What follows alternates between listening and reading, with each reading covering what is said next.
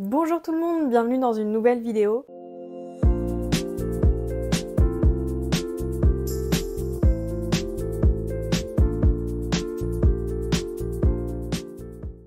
Aujourd'hui, on se retrouve pour ma vidéo préférée de tout Booktube, c'est les Bookshelf Tours, j'adore ça. J'ai récemment déménagé et donc j'ai une nouvelle bibliothèque et l'intégralité de mes livres avec moi parce que pendant très longtemps, il y avait une partie qui était chez mes parents vu que j'ai vécu un petit peu loin de chez eux, notamment à Bruxelles et à Marseille. Et là, vu que je suis plus proche d'eux géographiquement parlant, j'ai pu ramener l'intégralité de mes livres ici et je vais vous présenter la bibliothèque qui est derrière moi, mais j'en ai aussi dans mon bureau. Et d'ailleurs, on va commencer par celle-ci. Ici, on est dans mon bureau et du coup, il y a la bibliothèque que j'avais à Marseille et là, il y a deux bibliothèques. L'autre, vous l'apercevez juste ici, qui étaient déjà dans l'appartement mais qui sont pas très pratiques. Je vous expliquerai juste après.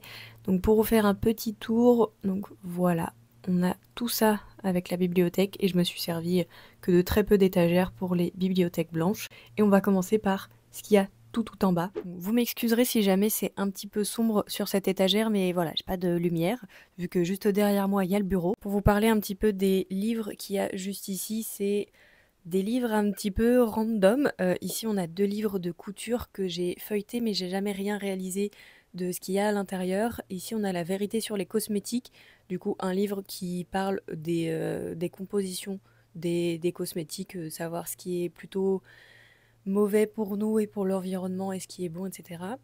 Hypersensible de Ian Aaron. C'était ma psy qui me l'avait conseillé. Ça, je crois que c'est un truc zéro déchet aussi. Oui, mais cosmétiques solides. Et celui-là, il y avait juste pas assez de place, mais c'est un livre que j'ai emprunté à la bibliothèque universitaire. C'est English Grammar in Use, parce que j'ai envie de me refaire un petit programme d'anglais, parce que je trouve que mon niveau a baissé et que j'aime pas ça. Ensuite, sur le côté, on a des trucs pas très intéressants, mais que moi j'aime beaucoup, des dictionnaires. Donc ici, on a un dictionnaire de français, un dictionnaire de synonymes de français, un Becherel, dictionnaire de synonymes anglais, dictionnaire d'anglais. Ici, un livre d'espagnol sur le vocabulaire. Ensuite, là, un dictionnaire d'espagnol petit et un dictionnaire d'espagnol plus grand et du coup plus fourni. Donc voilà, le dernier étage, c'était des livres que je lis quasiment jamais ou dont j'ai pas forcément besoin et que je trouve esthétiquement pas très joli, même si j'aime plutôt celui-là, je le trouve mimi. En vrai, j'aime bien le fait qu'il soit arrondi.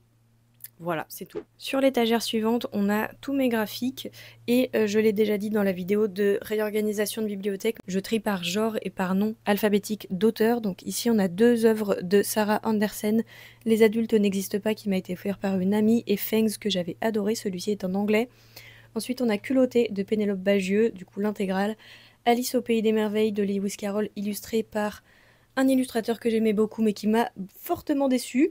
Et si l'amour s'était aimé de Fab Caro, c'est de l'absurde que j'adore. Vous le connaissez peut-être parce qu'il a aussi fait Zai Zai Zai Zai, qui a bien fonctionné, et moi j'avais découvert celui-ci grâce à une amie et je l'avais trouvé hilarant. Vraiment, c'est de l'absurde que moi j'aime beaucoup. Ensuite, on a la version illustrée du journal d'Anne Frank en portugais, que j'ai toujours pas lu puisque je ne parle toujours pas portugais. Ne m'oublie pas d'Alix Garin, Impénétrable, de la même autrice.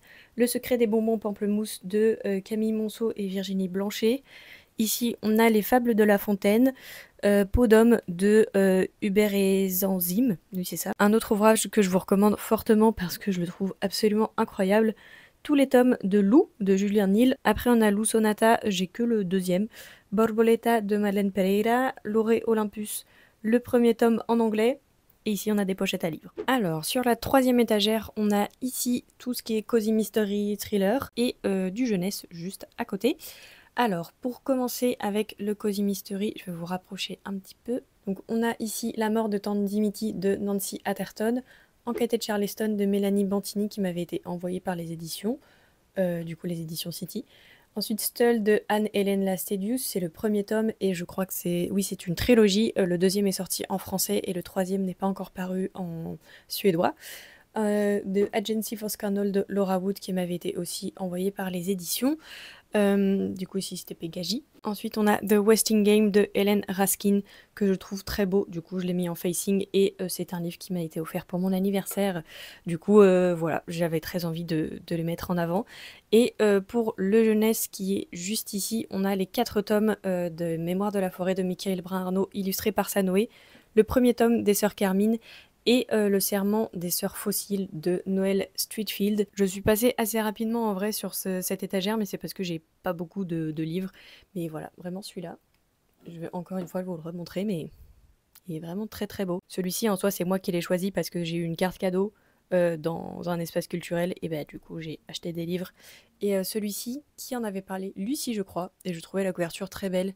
Et l'histoire était sympa, je crois que c'est un mec, un milliardaire qui meurt ou un truc comme ça. Potentiellement, je dis des bêtises parce que je me souviens jamais des résumés. D'ailleurs, ma grand-mère m'a demandé: ah, du coup, il parle de quoi les livres que tu t'es acheté avec la carte cadeau? Je savais déjà plus que de quoi il parlait, puisque, comme je l'ai dit, je ne fais pas attention aux résumés. J'en entends parler, j'aime bien, et puis après, j'oublie les résumés. Je suis déjà essoufflée, on n'a même pas fait une bibliothèque. Allez! Ici, on a toute la non-fiction. Alors, du coup, j'ai mis 2 espèces de petits essais. Je savais pas trop où les caler et je voulais quand même qu'ils soient mis en avant. Donc, c'est 2 manifestes, tracts. J'ai lu Comment jouir de la lecture, du coup, celui-ci par Clémentine Beauvais, mais j'ai pas encore lu Les linguistes atterrés. Ça, c'est une petite boîte qui m'a été offerte par mes parents quand ils sont allés au Vietnam et je la trouve très belle, donc ça fait de la déco. Et après, on a tout ce qui est ici, Les fabuleuses aventures de Nelly Bly par Nelly Bly. C'était une journaliste qui a enquêté. En gros, c'est ses enquêtes journalistiques. The Loom of Language de Frédéric Bodmer, ça parle du langage et des langues de manière générale. Histoire du Portugal, c'est assez explicite. En temps de guerre de Ana Castro Osorio, c'est une autrice portugaise qui parle des femmes pendant la Première Guerre mondiale, je crois. Encore une fois, je suis pas certaine puisque je ne l'ai pas lu. L'enfant des camps de Françoise Christophe avec Pierre Marlière, peut-être qu'il l'a aidé à l'écriture, je vous avoue que je ne sais plus. C'est une survivante des camps de concentration et qui a écrit son histoire. Toute une vie avant de naître de Aya El Benguiz, c'est une auto-édition marseillaise et du coup Hayat El Benguiz nous parle de sa vie. Voilà. La mythologie de Edith Hamilton, c'est sur la mythologie grecque. Ensuite, l'histoire de Chicago Make de Noala O'Fallon, je ne l'ai pas lu. Moi, Christiane F., 13 ans, droguée, prostituée, un de mes livres marquants de ma vie. Traduire Hitler de Olivier Manoni, Coulée brune du même auteur. Marilyn Monroe, je sais plus, c'est sur Marilyn Monroe, mais je ne sais plus qui sont les auteurs. Je l'ai lu il y a très très longtemps, je l'ai retrouvé quand j'ai cherché tous mes livres chez mes parents. Pablo Neruda de Adam Feinstein, je ne sais plus comment on prononce le nom, enfin je crois que je l'ai jamais su. Je l'ai acheté dans une bouquinerie quand j'habitais à Londres, donc il est là depuis 2017. Donc c'est une grosse pavasse en anglais sur Pablo Neruda, que j'ai jamais lu du coup. Résister de Salomé Saké, il coûte 5 €, achetez-le, lisez-le, offrez-le. Léa Wyzymski, Le petit éloge des cafés, que j'ai reçu aussi par la maison d'édition, que j'ai plutôt bien aimé, mais j'ai trouvé qu'il manquait quelque chose. Educated de Tara Westover, le livre qui me fait le plus peur en anglais, mais que j'ai envie de lire. Moi, Malala de Malala Yousafzai, encore une fois une autrice à absolument lire, à absolument... Ah mais non, mais vous voyez rien. Voilà. Du coup, moi, Malala de Malala Yousafzai, qu'il faut absolument lire parce que c'est une femme absolument incroyable et qu'il faut lire son histoire. Et Pleurer au supermarché de Michel Zauner, que j'ai lu en lecture commune avec Marion et j'ai chouiné bien sûr. Voilà un peu pour la non-fiction. Il y en a quand même pas mal qui sont pas lus justement, donc j'aimerais quand même un peu y remédier et les lire, ce serait plutôt pas mal. Et on va finir sur cette bibliothèque avec ce qu'il y a juste au-dessus. Et pour le dernier étage, c'est tout ce qui est fantasy, SF, SFFF, on a capté l'idée, avec un psaume pour les recyclés sauvages de Becky Chambers que j'ai lu pour un vlog, que je vous remettrai juste dans le petit i, L'Assassin Royal de Robin Hobb qui m'a été offert par Riddler, que j'ai toujours pas lu, Babel de R.F. Kuang, je vous en ai parlé dans la dernière vidéo, Circe de Madeline Miller que j'ai lu également, The Prison Healer, The Gilded Cage et The Blood Traitor, du coup la trilogie de Lynette Noni que j'avais lu en français et là je les ai achetés en anglais. J'ai relu le premier tome, je suis en train de relire le deuxième, donc voilà, c'est Une relecture qui me fait plaisir, que j'aime beaucoup. Je vois un peu plus les défauts maintenant que je suis en train de la relire, mais moi je passe au-dessus parce que je l'ai trop aimé pour ça. L'Empire d'écume de Andrea Stewart.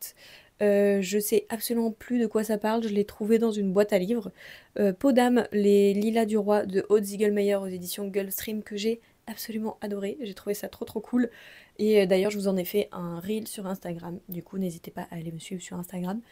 Et enfin, Steam Sailors de Ellie S. Green, que j'ai demandé pour mon anniversaire à ma famille et qui me l'ont gentiment offert. Merci beaucoup mamie, je l'aime tellement. Je vais le relire peut-être cette année, je sais pas encore, mais voilà, qu'est-ce qu'il est beau, je suis si contente. Et après on a mes petits marque-pages dans un pot, avec plein de petits marque-pages que j'aime beaucoup. Il y en a plein que je trouve très mimi, parce que me suis refait une petite collection de marque-pages que je trouve jolies cette fois, parce que j'en avais plein mais ils étaient pas très beaux. Il y en a certains qui sont dans des livres, hein, donc je les ai pas tous. Déjà, on a ceux-là, c'est de Féline, c'est des petits marque-pages avec des fantômes. On a celui-ci, celui-là, et on en a un autre, mais qui est probablement dans un livre. Ensuite, un que j'aime beaucoup, que j'ai acheté à Paris, qui est très mims, très cliché, mais très mimi. Et celui-ci, c'est moi qui l'ai fait. Je crois que j'en avais fait une vidéo sur ma chaîne ou sur Instagram, je sais plus. Celui-ci, offert par Cécilia, que je trouve trop mimi.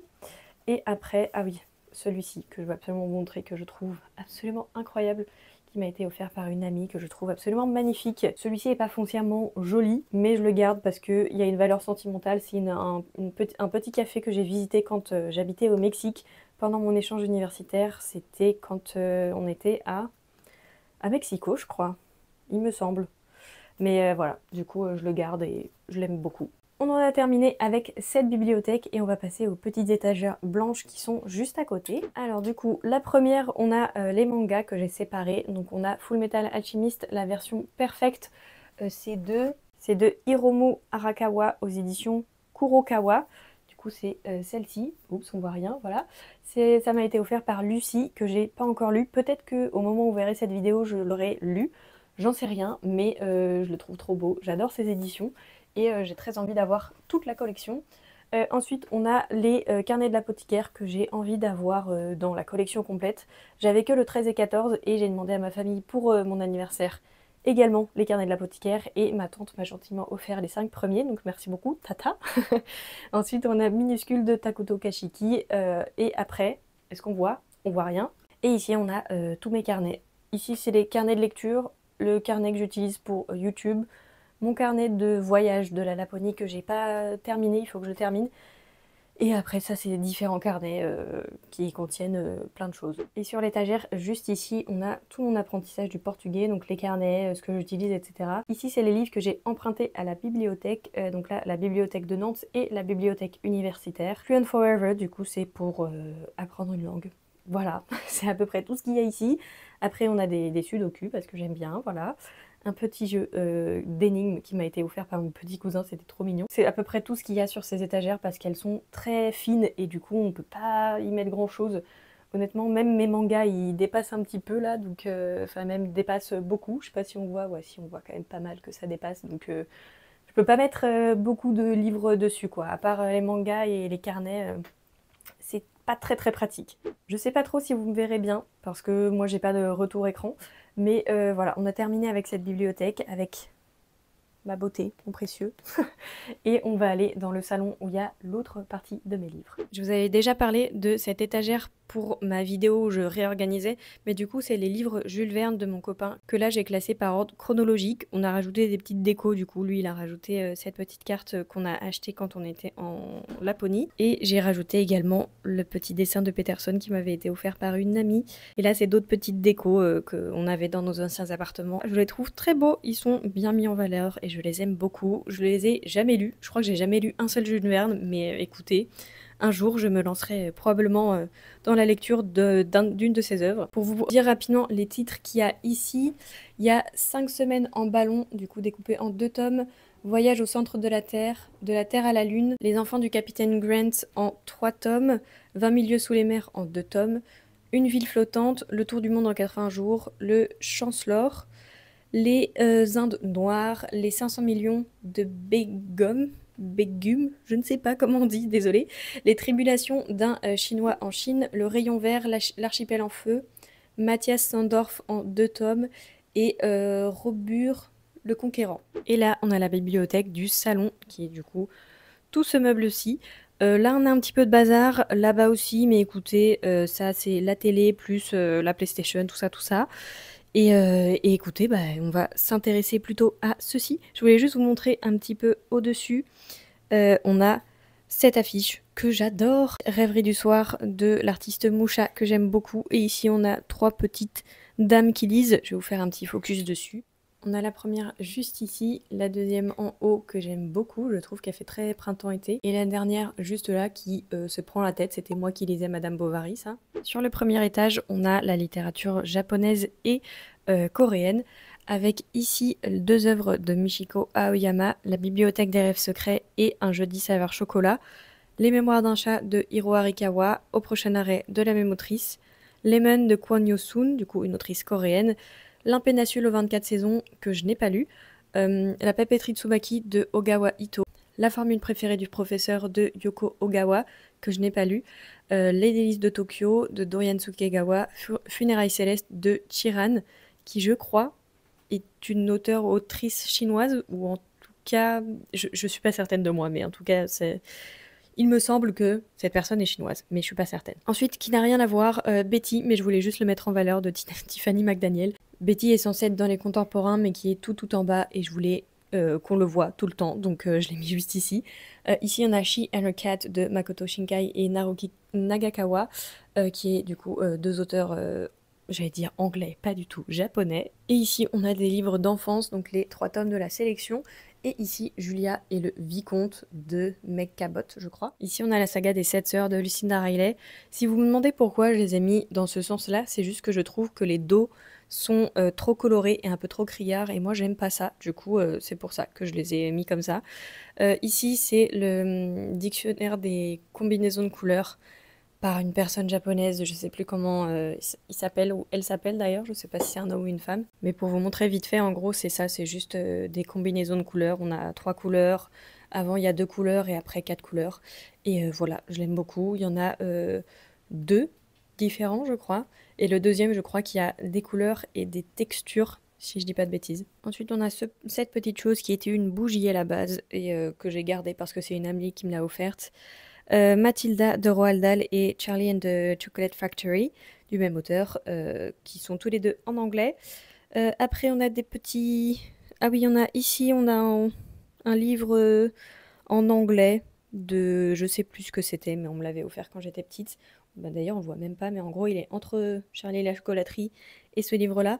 Là aussi, c'est des livres d'enfance, du coup, La Belle au bois dormant. Non, pas du tout. Si, La Belle et la Bête, La Belle au bois dormant, Le petit chapeau en rouge et Le chat botté. C'était des livres qui étaient à moi quand j'étais petite. Et après, 10 tomes de Mafalda. C'est un peu le fouillis, cette première étagère, mais si jamais vous avez vu ma vidéo réorganisation, vous pouvez constater que l'étagère est très basse, donc je peux pas mettre grand chose dedans. Sur la deuxième étagère, on a les classiques, avec ici Antigone de Jean Anouilh, Emma de Jane Austen, ici en anglais, cette petite édition. Orgueil et préjugés et Raison et sentiment de Jane Austen dans le même livre. La Duchesse de Langlais de Balzac. J'hésite d'ailleurs à m'en séparer parce que je crois que je l'avais trouvé dans une boîte à livres, mais je suis pas sûre que ça m'intéresse, donc je sais pas trop encore. Agnès Gray de Anne Brontë, Villette de Charlotte Brontë, Jane Eyre en anglais et Jane Eyre en français. Cette petite chose, ce petit crâne que j'adore, qui ne sera pas au goût de tout le monde, mais moi je le trouve absolument incroyable, que j'ai acheté en Suède quand on était à Stockholm. Léo de Hurlevent de Émilie Brontë, L'étranger de Camus. Le deuxième tome de Alice, c'est Les aventures d'Alice au cœur de la Terre, qui est un livre en bilingue.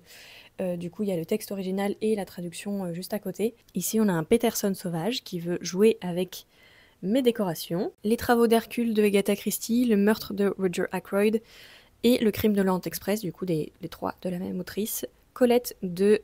non, La chatte de Colette, pardon. Cathy Carr de Suzanne Coolidge, qui m'a été envoyée par les éditions Novel. La princesse de Clèves de Madame de Lafayette, Le Comte de Monte Cristo, que j'ai enfin lu, de Alexandre Dumas, The Great Gatsby de F. Scott Fitzgerald, Lettre à D de André Gorz, Le Dernier Jour d'un Condamné de Victor Hugo, Les Liaisons Dangereuses de Laclos, L'Amant de Lady Chatterley de D.H. Lawrence, Ne tirez pas sur l'oiseau moqueur de Harper Lee. Je fais pas la distinction des livres que j'ai lus et que je n'ai pas lus. Je le faisais dans mon ancien appartement, mais là j'ai juste pas forcément la place, et puis j'aime bien le fait que je sais en fait quel livre j'ai lu et que je n'ai pas lu, donc j'ai pas besoin d'avoir ma pile à lire séparée de mes livres lus. Bref, on continue avec Le Fantôme de l'Opéra de Gaston Leroux, que j'avais oublié, que j'avais acheté, mais je l'ai acheté quand j'avais visité l'Opéra Garnier à Paris, quand j'habitais là-bas pour mon stage. Donc ça fait très longtemps, soit qu'il est dans mes bibliothèques, puisque c'était en 2022, je crois. Ensuite, Ma cousine Rachel de Daphné du Maurier. Tous les Anne de Green Gables, du coup, de Ici chez Monsieur Toussaint l'ouverture, que j'ai tous lu, une de mes sagas préférées. Je pense que mon tome préféré, ça doit être, je sais plus si c'est le 2 ou le 3, et ça se bat aussi avec Ma maison de rêve là. Je l'ai trouvé trop bien celui-ci. Et après ces 3 derniers, je les ai moins aimés. Le premier, j'ai bien aimé, mais je trouvais que Anne était un petit peu chiante, mais j'ai quand même bien aimé. Bref, lisez cette saga, elle est trop bien, et puis toutes les couvertures sont absolument incroyables. Et pour finir, on a Little Women de Lisa May Alcott, qui est du coup ici en anglais aussi, Lolita de Vladimir Nabokov, George Sand, et ici c'est Lélia, oui c'est ça, Lélia, que j'ai trouvé en boîte à livres aussi. Le Trésor des Benevent de Patricia Wentworth. Honnêtement, je sais pas si c'est du classique ou pas, mais je crois, j'ai l'impression, j'en sais rien. Et après, on a 3 livres de poésie. The World's Wife de Carol Ann Duffy, que je trouve trop beau, du coup je vais vous montrer. Je crois que je vous l'avais montré dans ma vidéo de réorganisation, mais voilà. Regardez cette couverture, moi je l'aime trop. Les mains libres de Paul Éluard et Man Ray, et 20 Poemas de Amor de Pablo Neruda, du coup, qui là est en langue originale. Encore une fois, un cadeau de mes parents quand ils sont partis au Chili et qui sont allés voir la maison de Pablo Neruda à Santiago du Chili, et que j'ai toujours pas pris le temps de lire. C'est pas bien. Et encore un petit cadeau de mes parents quand ils sont allés au Vietnam, c'est une boîte tressée, voilà, que je trouve très jolie, donc je l'ai mis ici. Voilà, toutes mes décorations sont un peu sponsor par mes parents, on dirait, mais, mais en même temps, les cadeaux, ils sont trop jolis, donc je suis obligée de les exposer. On a fini avec l'étagère des classiques et on va passer en bas. On a sur cette 3e étagère tous mes Hurlevents, que je trouve absolument incroyables. Ici, c'est les seuls qui ne sont pas triés par nom alphabétique d'auteur, mais par ordre de parution. La première parution des éditions Hurlevent, c'était Le Cœur singulier de Millie Davis de S.A. Yarmond. J'avais d'ailleurs fait un vlog spécial sur cette lecture que je vous remettrai juste ici. C'était au tout début de ma chaîne, donc voilà, vous me verrez quand j'habitais encore à Bruxelles. Ensuite, La Duchesse de Buckingham de Shannon Malka, Descendre sur tes mains de Nora Lake. Voilà, je pense que je vous ai assez bassiné avec cette parution. Les Fêlures de Wakefield Manor de S.A. Yarmond aussi, Nuit d'orage à Haute-Rive. Tout cela, je les ai lus. Il y en a peu que je n'ai pas lus. Aux heures sombres de la tyrannie de Rose Castelet, je suis en train de le lire. Prisonnière de l'hiver russe, je l'ai lu. Le dernier quart avant l'aurore, ah oui, c'est de Shannon Malka. Le dernier quart avant l'aurore de Aurélie Lauré, que j'ai lu et que j'ai adoré. Les larmes de l'asphodèle de Nora Lake, et que j'ai lu également, et Les Lumières de Kilchurn de Camille Santerre, que je n'ai pas lu. Voilà, donc en soi, il n'y en a que 2 que je n'ai pas lu, et je me laisse de la place parce que j'ai envie d'en acheter de nouveaux. Et après ça, on passe aux romans historiques. Ces 2 petits vases, je les ai achetés chez Emmaüs il y a très longtemps, et ça, c'est encore une décoration du Vietnam offerte par mes parents, que je trouve trop mimes, du coup je l'ai mis là, au plus grand bonheur de Peterson. D'ailleurs, on a un 3e vase que j'avais également acheté dans le lot, ici. Bref, donc ici on a la littérature historique avec Saudade de Cristina de Amorim, un récit historique qui se passe au Portugal, The Silence of the Girls de Pat Barker, que je vais lire très prochainement, Miniaturiste de Jessie Burton, Lady Pirate, le tome 1 et 2 de Mireille Calmel, encore un livre sur la piraterie, avec Rouge comme la mer de Rita Cheng Epig, que j'ai acheté d'ailleurs tout récemment, encore une fois avec la carte cadeau que j'ai reçue pour mon anniversaire. Je l'ai trouvé honnêtement par hasard, j'ai vu Femme pirate et puis c'est tout, voilà, j'étais convaincue. J'ai lu rapidement le résumé, ça parle, écoutez, faites pause parce que j'ai la flemme de vous le lire. Voilà.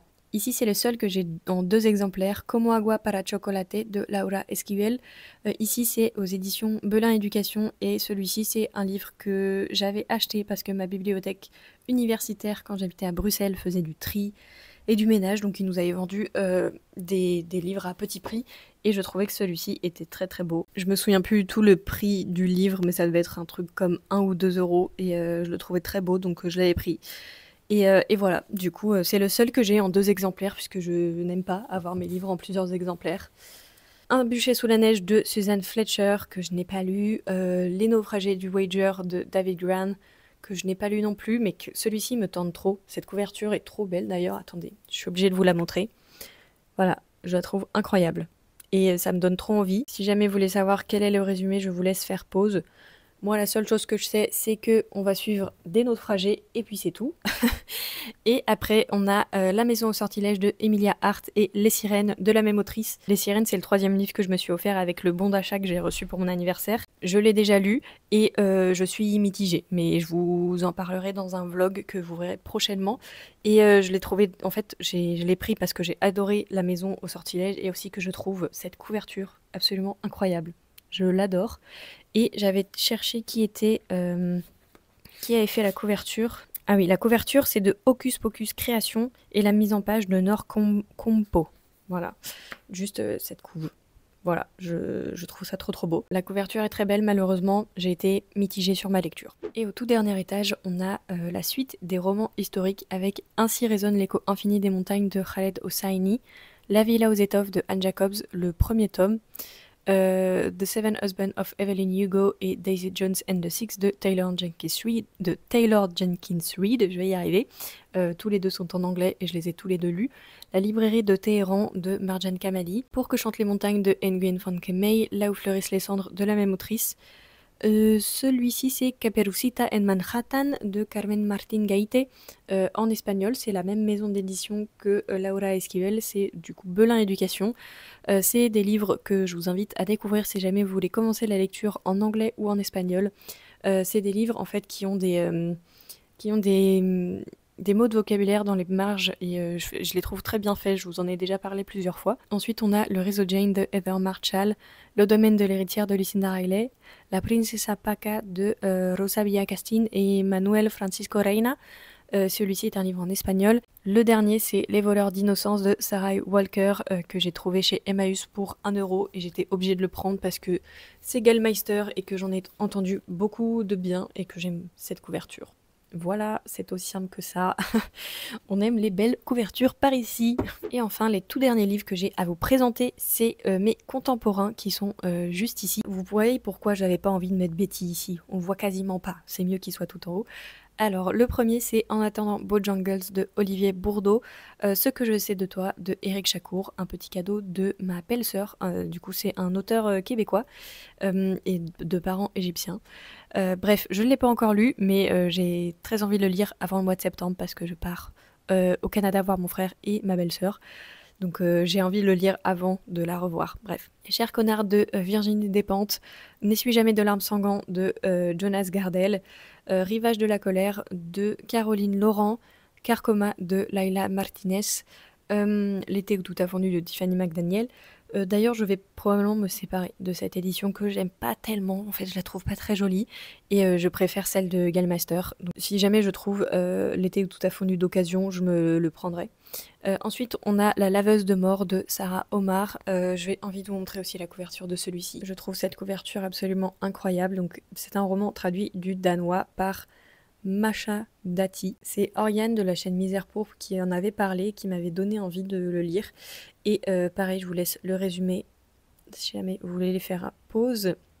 Je pense que c'est un gros roman à chialade. Donc voilà, je trouve cette couverture incroyable. D'ailleurs, c'est un cadeau de Cécilia, si je dis pas de bêtises. Attendez que je vérifie. Oui, c'est ça. C'est bien Cécilia qui me l'a offert, donc merci à toi. Il y en a un que je vous ai pas montré, mais je suis obligée de vous le remontrer parce que cette couverture... Voilà, c'est Carcoma de Laila Martinez que je trouve absolument incroyable. Regardez-moi cette couverture, du coup c'est un roman des éditions Seuil et voilà, je trouve cette couve absolument incroyable. Est-ce que je me répète? Peut-être. Et voici le résumé. Voilà, et du coup, vous avez traduit de l'espagnol par Isabelle Gugnon. Et Leila Martinez, elle est espagnole, si je dis pas de bêtises. Après La laveuse de mort, il y a Terra Fria de Ana Maria Torres, et je voulais également vous faire un petit focus dessus, parce que c'est une autrice d'origine portugaise, et là on parle du nord du Portugal, qui est du coup un lieu que je connais beaucoup, puisque ma famille vient du nord du Portugal. Voilà, je vous laisse aussi le résumé. Et j'avais beaucoup aimé, j'ai écorné beaucoup de pages comme vous pouvez voir, parce qu'il y a plein de passages qui m'ont parlé, qui ont fait écho en moi de plein de façons différentes. Je vous en avais parlé dans un vlog que je vous remets également dans le petit i juste en haut.